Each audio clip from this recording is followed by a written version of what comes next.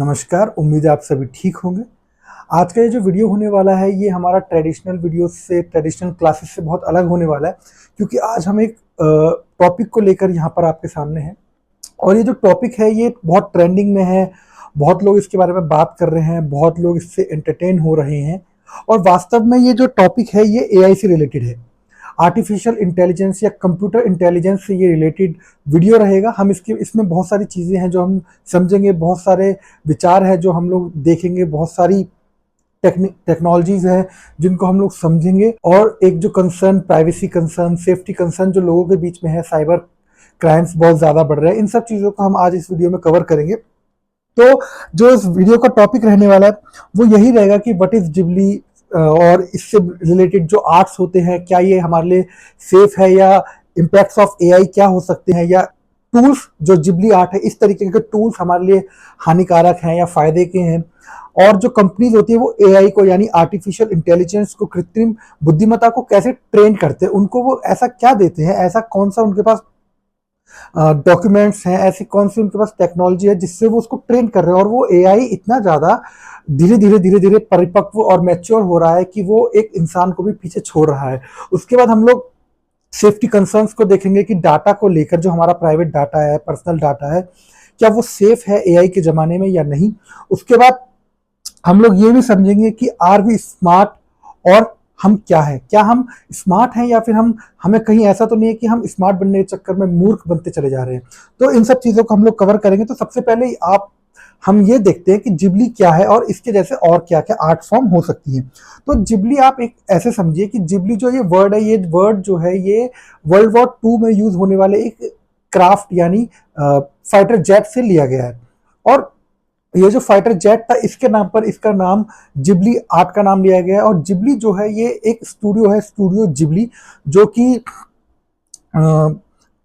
इस कंपनी का, यानी ये जो कंपनी आप देख रहे हैं स्टूडियो जिबली, इस कंपनी का ये आर्ट है मेनली।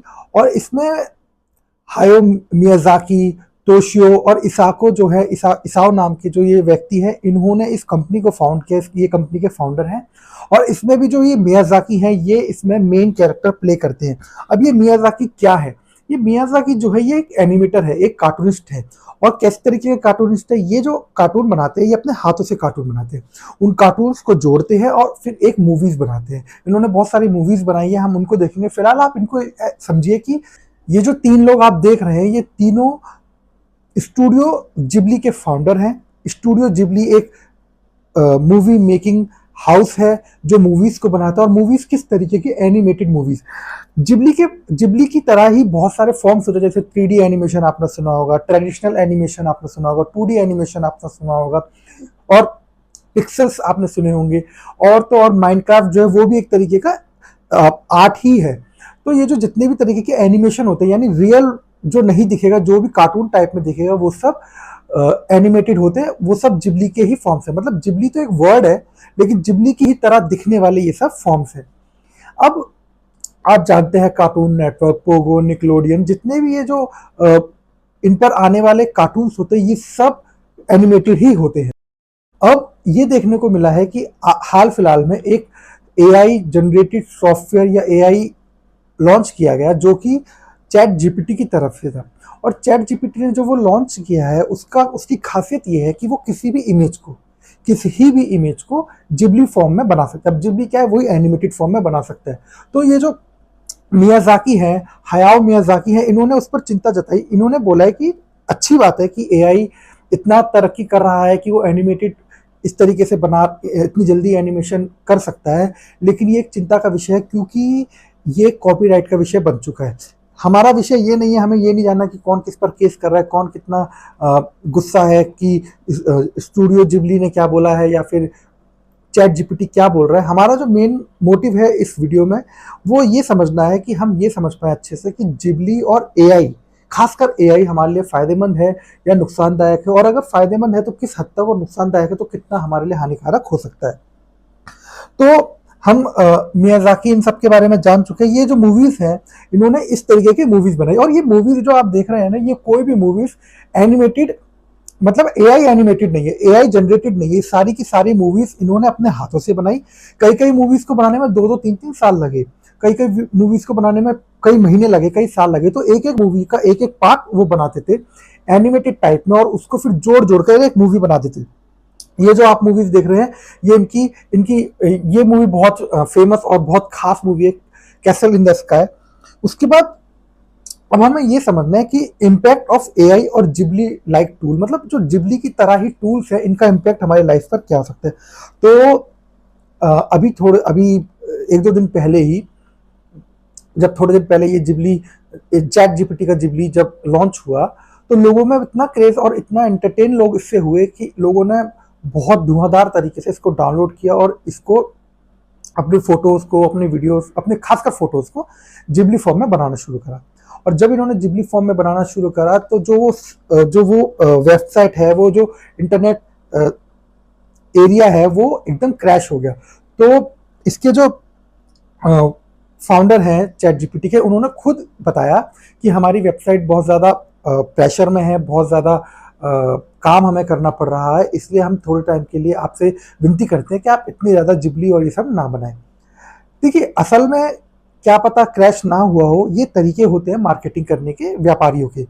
जो जितनी भी कंपनी होती है, एक नॉर्मल सा इकोनॉमी का एक बहुत आधारभूत जो बात है वो ये है कि जितनी कम अवेलेबिलिटी होगी चीज की, उस वस्तु की जितनी कम अवेलेबिलिटी होगी, और वो वस्तु अगर बहुत ही नायाब है, बहुत ही वैल्यूएबल है, तो उस वस्तु की कीमत बढ़ जाती है। जैसे पेट्रोल, पेट्रोल लिमिटेड देशों में पाया जाता है, इसीलिए उसका प्राइस जो है इतना इतना ज्यादा हाइक है। डायमंड, क्योंकि ऐसा नहीं है डायमंड कम है, लेकिन उसको तराशने की कला बहुत कम लोगों में है, इसलिए उसकी प्राइस ज्यादा है। ऐसे ही जो ये जिबली है ना, ये एक नायाब चीज है, बहुत यूनिक चीज है। एक चैट जीपीटी ने एक ऐसी चीज करी है जो बहुत नायाब है, तो इसकी डिमांड बहुत हाई है।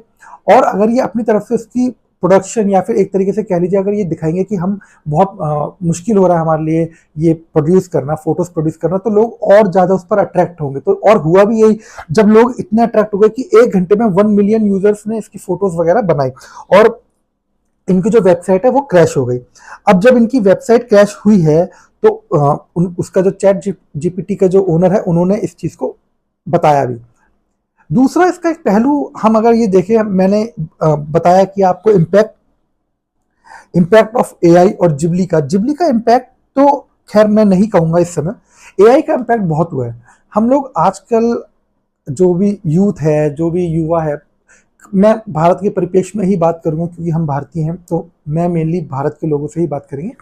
जो एआई है और नए नए आर्ट फॉर्म्स आ रहे हैं, हमें सबकी कदर करनी चाहिए। आर्ट फॉर्म होते हैं, चाहे वो कॉमेडी हो, स्टैंड अप कॉमेडी हो, या टीचिंग हो, म्यूजिक हो, या कार रेसिंग हो, बाइक रेसिंग हो, कोई भी आर्ट है वो आर्ट है, उससे किसी का घर चलता है। अब ये एनिमेशन जो आई है, खासकर एआई एनिमेशन, इससे क्या होगा, जो बहुत सारे आर्टिस्ट हैं जो कार्टून बनाते हैं अपने हाथों से, जो स्केच बनाते हैं अपने हाथों से, अब क्या हो रहा है, थोड़ी ही देर में आपके पास आपकी इमेज आ जाएगी, और वो भी इमेज एआई जनरेटेड होगी, जिसमें एक्यूरेसी बहुत ज्यादा होगी।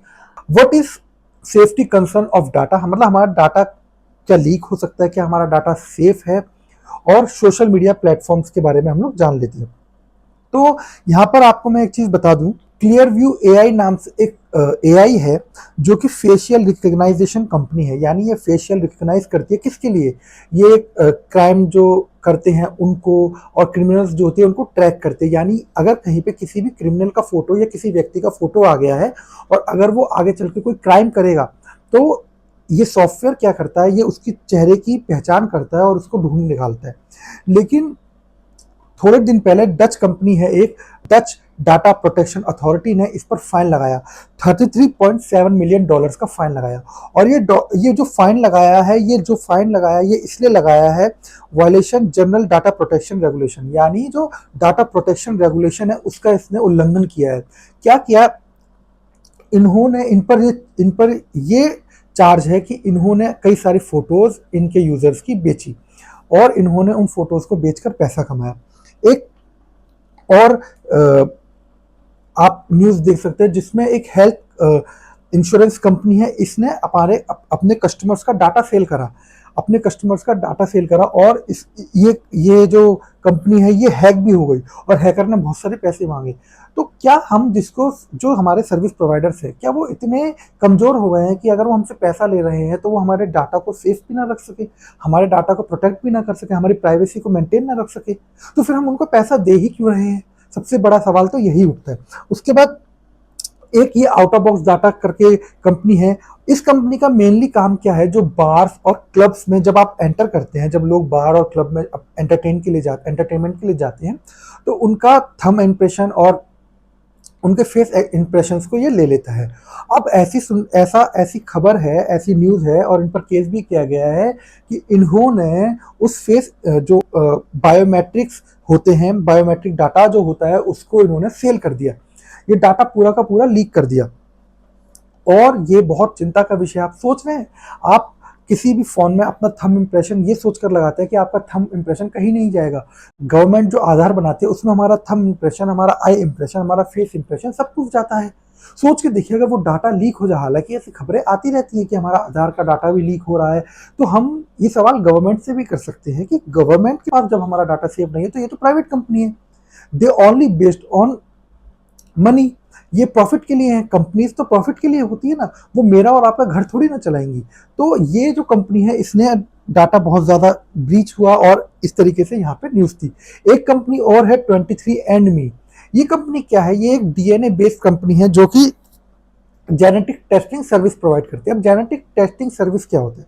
जेनेटिक टेस्टिंग का मतलब होता है ये आपके ब्लड को लेगी और उसमें आपके जीन्स को खंगालेगी और आपके पूर्वजों से, यानी आपके दादा पापा या आपके चाचा ताऊ, इन सब से मैच कराएगी कि उनमें क्या क्या अच्छी चीज़ें हैं। उनके जीन्स को लेगी और आने वाली संतानों में आपके एक डाटा बनाकर डॉक्टर को दे देगी और वो डॉक्टर फिर इस डाटा का यूज़ करके एक हेल्दी लाइफस्टाइल आपके लिए बनाएगा। अब ये जो कंपनी है ये सेल पर है, तो लगभग 50 मिलियन यूजर्स इसके कंपनी के ज़्यादा ही हैं। 50 मिलियन यूजर्स कस्टमर्स जो है इसके खतरे में, उनका डाटा खतरे में है। और जो सेफ्टी डिपार्टमेंट्स होते हैं उन्होंने, जो साइबर सेफ्टी डिपार्टमेंट्स होते हैं उन्होंने इन कस्टमर्स को बोला है कि आप अपने डाटा को डिलीट कर दीजिए, आप अपने डाटा को वहां से मिटा दीजिए। दूसरा, आपको ये भी पता है कि जो एआई होता है ये, या फिर सॉफ्टवेयर्स जो होते हैं, जो सोशल मीडिया होती है, ये हमें ट्रैक करती है। मैं आपको एक एग्जांपल बताता हूँ, बहुत अच्छा एग्जांपल है। आप अपना कैमरा ऑन करके सिर्फ अपने घर में किसी भी चीज़ के बारे में बात करिए कि मुझे ये खाने का मन कर रहा है, या मेरे को कोई हेल्थ इशू है, या मेरे को ये खरीदना है। आप और थोड़े थोड़े समय के लिए आप वेट करिए, आपको उससे रिलेटेड एड्स आने शुरू हो जाएंगे। उससे रिलेटेड एड्स आपको शुरू हो जाएंगे। आप चाहेंगे कि आप बात करेंगे कि मेरे को कोई गाड़ी खरीदनी है, मेरी पुरानी गाड़ी खराब हो गई है, या मेरा इंश्योरेंस खत्म हो गया, मेरा हेल्थ इंश्योरेंस, मेरा कार इंश्योरेंस खत्म हो गया है। अगर आप ऐसी बात करेंगे तो आपके पास उस तरीके के मैसेज आने लग जाएंगे कि आइए आपका हेल्थ इंश्योरेंस हम इतने में कर देते हैं, आपकी कार इंश्योरेंस खत्म होने वाली है, हम इस आपका कार इंश्योरेंस कर देते हैं, क्या आपका ये खाने का मन कर रहा है, हम आपको ये प्रोवाइड करा देंगे। अगर इस तरीके से हमारी बातें, कोई हम प्राइवेट में करी हुई बातें अगर हमारी उस कंपनी तक पहुंच रही है, इसका मतलब कोई ना कोई तो लैक, या कोई ना कोई तो प्राइवेसी ब्रीच या सिक्योरिटी ब्रीच यहाँ पर हो रहा है। और बहुत सारी ऐसी इंफॉर्मेशन हैं जो बीपीओज होते हैं, जो एमएनसीज होती है, जिनके पास हमारा डाटा है। मेनली बैंक्स, बीपीओज और जितनी भी बड़ी बड़ी मल्टीनेशनल कंपनीज होती हैं, इनके पास हमारा डाटा है। हम फ़ोन यूज़ करते हैं, हम लैपटॉप्स खरीदते हैं, हम लोग चीज़ें खरीदते हैं, हम लोग इलेक्ट्रॉनिक आइटम्स खरीदते हैं, इसके थ्रू हमारा डाटा। आपने एक चीज़ देखी होगी, आजकल बहुत ट्रेंड में है, जब भी आप किसी भी जगह बड़े मॉल में या फिर किसी मेगा मार्ट में कुछ खरीदने जाते हैं तो सबसे पहले पूछते हैं सर आपका नाम, आपका फ़ोन नंबर। वो जो फ़ोन नंबर और आपका नाम लिया है फिर वो पूरे में सर्कुलेट होता है, ये किसी से भी छुपी नहीं है ये चीज़ें। और जब ये डाटा सर्कुलेट होता है तो आपका फ़ोन नंबर सर्कुलेट होता है और ये 100 200 रुपये में हो जाता है। 150 300 रुपये लेते हैं और ये हमारे डाटा को बहुत ईजिली प्रोवाइड करा देते हैं, हमारी मेल्स को बहुत ईजिली प्रोवाइड करा देते हैं सिर्फ पैसों के लिए, और ये कंपनीज अपना मुनाफा कमा रही हैं। तो यहाँ पर तो सबसे बड़ा सवाल यही है कि हमारा डाटा सेफ है या नहीं है। अब यह एक बात और हम करेंगे कि how companies train their AI. तो जो कंपनीज होती है ना, ये अपने जो एआई को ट्रेन करती हैं, ये बहुत ही यूनिक तरीके से अपने एआई को ट्रेन करती हैं। देखिए, पहले तो आप यहाँ पर ये समझिए कि जो एआई है ना, ये आर्टिफिशियल इंटेलिजेंस है। जो असली इंटेलिजेंस है वो ह्यूमन बीइंग है, और ह्यूमन बीइंग ने एआई बनाया है। तो एआई वास्तव में वही करेगा जो इंसान सोच और समझ सकता है। लेकिन एआई जो करता है वो बहुत जल्दी कर देता है, बहुत फास्ट कर देता है। वो कैलकुलेशन, उसका एल्गोरिदम इस तरीके से डिज़ाइन है कि वो उस चीज़ को बहुत फास्ट करेगा। ह्यूमन बीइंग उस चीज़ को बहुत समय लगा देगा। ह्यूमन बीइंग ये बताने में बहुत समय लगा देगा कि चाँद पर पानी हमें कब लगेगा, लेकिन बहुत सारे डाटा को कलेक्ट करके, ऑनलाइन जो डाटा है उसको कलेक्ट करके एआई यूज़ करेगा उस डाटा को और बता देगा कि हमें चाँद पर पानी है, चाँद पर हमें भविष्य में क्या हमारी पॉसिबिलिटीज़ हैं वहाँ पर बसने की। और इन इन डाटा से हमें ये पता लगता है कि जो एआई है, ये हमारा जो इमोशंस है, हमारे फेस एक्सप्रेशंस है, हमारे थंब इम्प्रेशंस है, इन सबको कलेक्ट करता है। आपको एक बहुत यूनिक घटना मैं यहाँ पे बताता हूँ। एक रोबोट है जो कि चाइना के शंघाई के एक मॉल में था, और उस रोबोट का नाम था एयरबेई। और जो एयरबेई था, इसको जो इसके ओनर्स या फिर फाउंडर्स, इन्होंने इसको डिज़ाइन करा और इन्होंने इसको डिज़ाइन करके एक मॉल में रख दिया। और ये तो ऐसा बोल रहे हैं, यानी इसके फाउंडर्स और डिज़ाइनर्स जो हैं, इसको बनाने वाले इंजीनियर साइंटिस्ट जो हैं, वो ये बोल रहे हैं कि ये एक एक्सपेरिमेंट था। अब इस एक्सपेरिमेंट में हुआ क्या? ये जो एयरबेई था, ये उस मॉल में गया, और इसने क्या किया, वहाँ पर जो सफाई करने वाले और काम करने वाले जो रोबोट्स थे, वो चार्ज हो रहे थे। इसने उन रोबोट्स को मैनिपुलेट कर दिया। इसने उन रोबोट को इस तरीके से मैनिपुलेट कर दिया कि वो क्रांति पे उतारू हो गए, वो एक तरीके से आंदोलन पे उतारू हो गए। एक मूवी आपने देखी होगी, आई रोबोट, विल स्मिथ की ये मूवी है। और इस मूवी में कुछ रोबोट्स जो होते हैं, वो रोबोट्स आंदोलन और क्रांति करने लग जाते हैं अपने हकों को लेकर।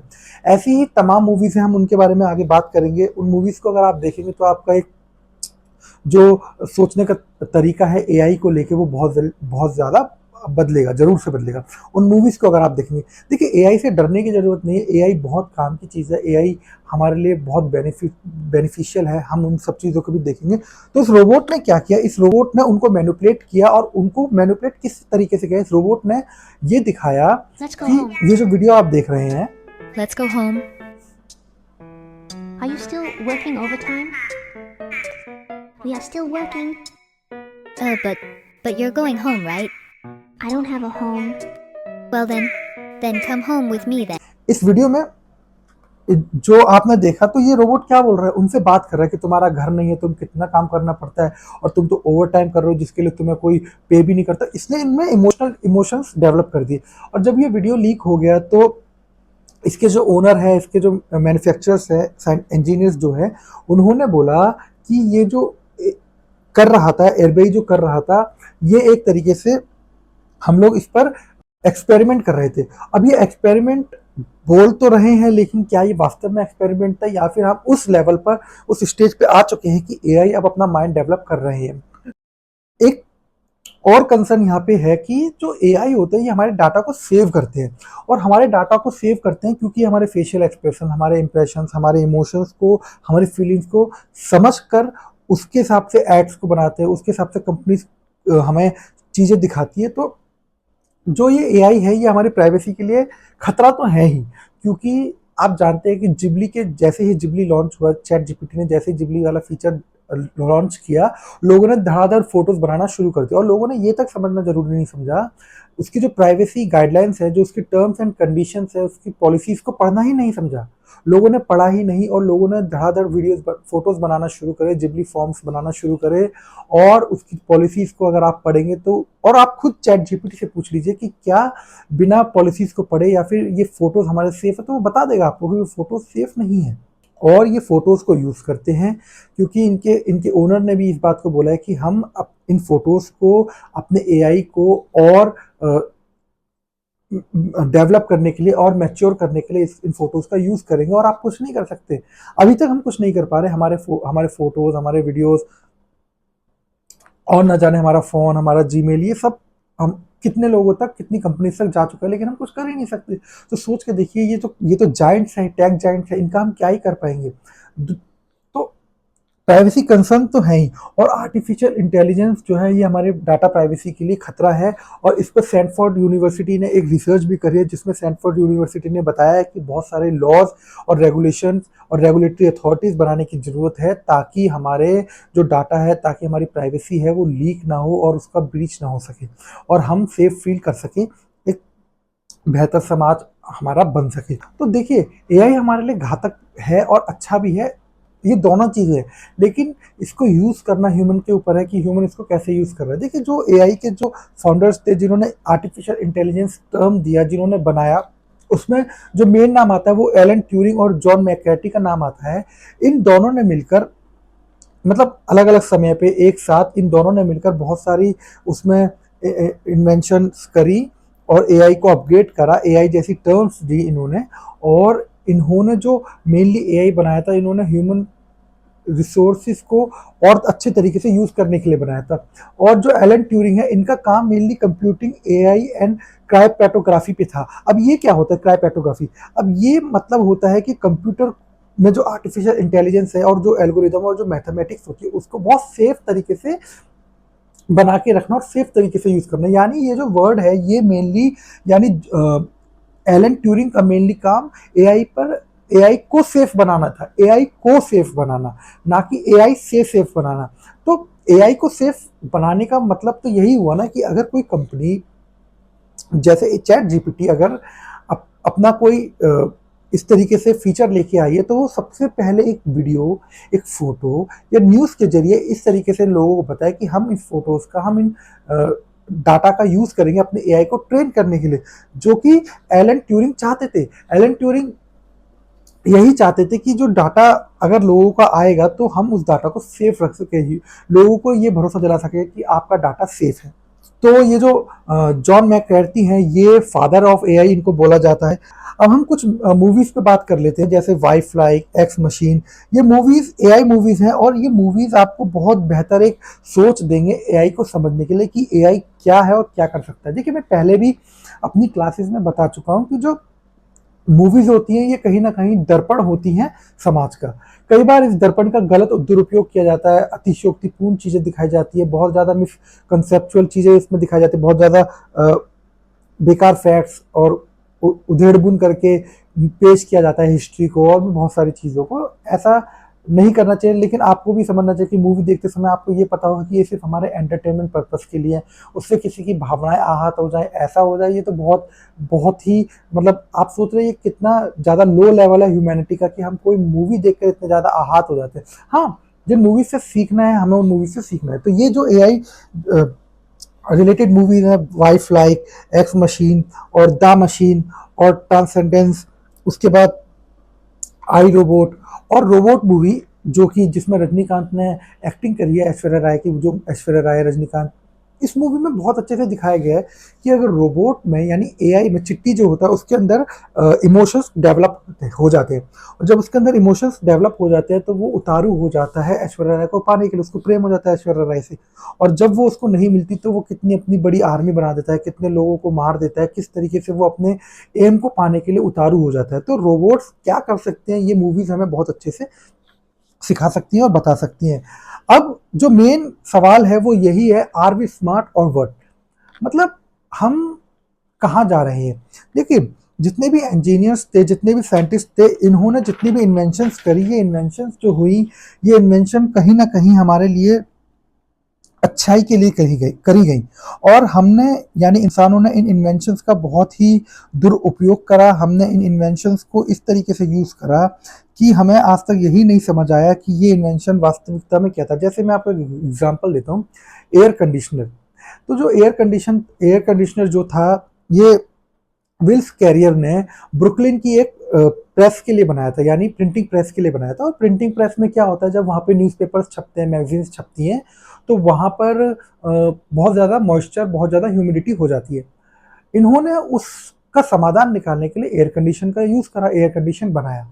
अब आपको पता है कि आज की डेट में हम एयर कंडीशन का यूज़ किस लिए कर रहे हैं? हम एयर कंडीशन का यूज़ कर रहे हैं कि घरों को ठंडा कर रखने के लिए, जबकि इसका जो मेन पर्पस है वो ह्यूमिडिटी को कम करने के लिए होता है। तो इन्वेंशंस इसी तरीके से यूजलेस हो जाते हैं जब हम उनका जेन्युइन जो यूज, जो उनका प्रायोरिटी होती है, हम वो भूल जाते हैं कि ये असल में बनाया किस लिए गया था। हिडन कैमराज सेफ्टी फीचर्स के लिए बनाए गए थे, हिडन कैमराज क्राइम को कम करने के लिए बनाए गए थे। लेकिन आप सबको पता है कि हिडन कैमराज आज किस लिए यूज हो रहे हैं। वॉशरूम्स में हिडन कैमराज मिल जाते हैं, लेडीज वॉशरूम्स में हिडन कैमराज मिल रहे हैं। केस दिन पर दिन बढ़ते जा रहे हैं। हैकिंग जो यूज हुई थी वो भी किस लिए बनाई गई थी? हैकिंग इसलिए बनाई गई थी ताकि क्राइम से बचा जा सके, ताकि डार्क वेब पे जो चीज़ें हो रखी है उनको कंट्रोल करा जा सके। लेकिन हैकिंग का यूज़ आज किस लिए हो रहा है वो सब आप जानते ही हैं।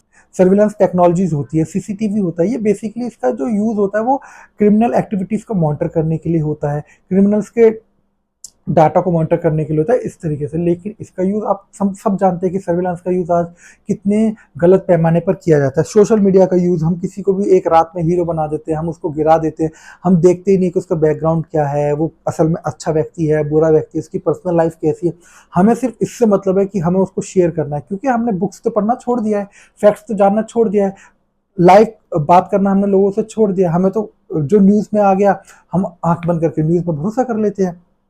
और इंटरनेट सेंसरशिप हो गई, सोशल मीडिया हो गई, ड्रोन्स हो गए, न्यूक्लियर्स हो गए, टेक्नोलॉजी हो गई, एआई हो गई, कंप्यूटर हो गए, ये तमाम चीज़ें आज फ़ायदे से ज़्यादा नुकसान के लिए यूज़ हो रही है। तो मैंने जो आपको बताया ना कि यूज़फुल और मिसयूज़, यानी ये उपयोगी हैं या दुरुपयोगी हैं। दुरुपयोगी है नहीं, लेकिन दुरुपयोग इनका हो रहा है, कर रहे हैं।